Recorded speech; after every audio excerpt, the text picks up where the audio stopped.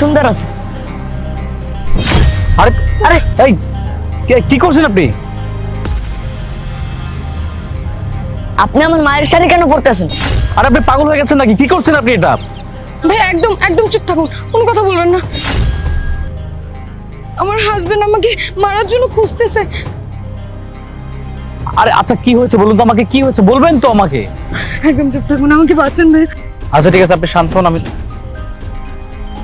ভাই এই দিকটা কি একটা মেয়েকে দৌড়ে আসতে দেখেছেন? মেয়েটা প্রেগনেন্ট ছিল, একটা থ্রি পিস পরা ছিল ব্ল্যাক কালারের, দেখেছেন আপনারা? না না ভাই, আমরা কোনো মেয়েকে দেখিনি, আমরা তো দাঁড়িয়ে কথা বলছিলাম। আরে কি বলছেন, এই দিকটাই তো গেল, দেখেননি? বললাম তো ভাই দেখি নাই। ও আচ্ছা,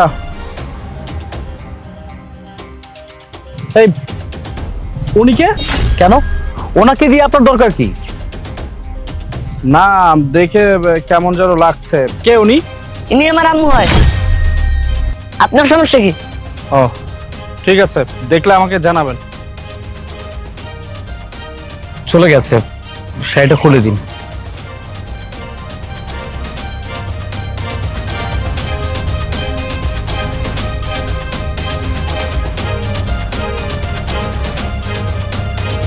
আচ্ছা বলুন তো কি হয়েছে? উনি কে আর আপনাকে কেন খুঁজছে?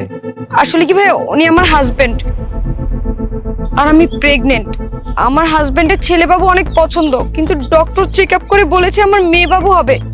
আমার হাজবেন্ডের মেয়ে বাবু একদমই পছন্দ না, তাই ও বলেছে যে বাচ্চাটা নষ্ট করে দাও। কিন্তু ভাই আমি তো মা, আমি আমার সন্তানকে তো করতে পারবো না, তাই না বলুন? তাই আমি বলে দিয়েছি যে আমার বাচ্চা আমি নষ্ট করব না। কিন্তু আমার হাজবেন্ড বলেছে তুই যদি এই বাচ্চা নষ্ট না করিস তাহলে আমি তোকে মেরে ফেলবো।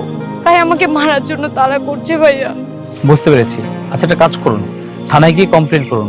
আমার মনে হয় না সে আর এদিকে আছে, এটাই ভালো হবে। এই আপনারা দুজন আমার সাথে মিথ্যা কথা কেন বললেন? এই যে আমার ওয়াইফ। এই তুমি আমার সাথে ফাজলামো শুরু করেছো, চলো বাসায় চলো। এই দাঁড়ান, হাতটা ছাড়ুন। হাত ছাড়তে বলেছি। কি রে, তোদের এত বড় সাহস? আমি আমার বউর হাত ধরেছি, আমাকে ছাড়তে বলতেছিস? হ্যাঁ ঠিক ভাই, এটা আপনাদের পার্সোনাল ব্যাপার, কিন্তু একটা কথা কি জানেন, আপনি আপনার ওয়াইফকে কেন মারতে চাচ্ছেন?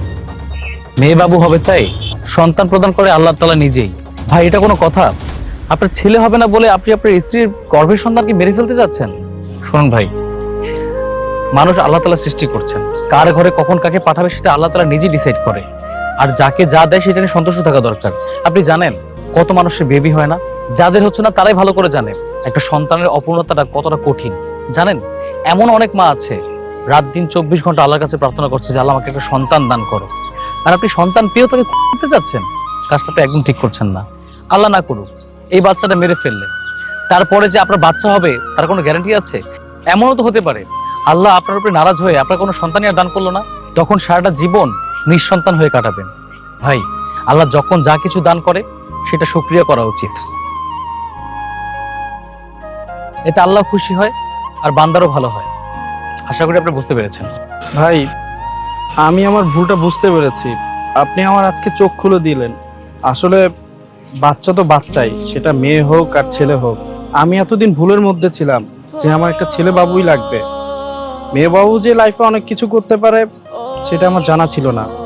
আপনি প্লিজ আমাকে মাফ করে দিবেন, আমি আমার ভুলটা বুঝতে পেরেছি। আর শিমলা, তুমিও আমাকে ক্ষমা করে দিও। তোমার সাথে এই কাজগুলো করে আমার একদম ঠিক হয়নি, সরি। আলহামদুলিল্লাহ যে আপনি বুঝতে পেরেছেন। যান আপনার ওয়াইফকে নিয়ে বাসায় যান আর তার একটু সেবা যত্ন করেন। এই সময় প্রতিটা নারী সেবা যত্ন দরকার। চলো।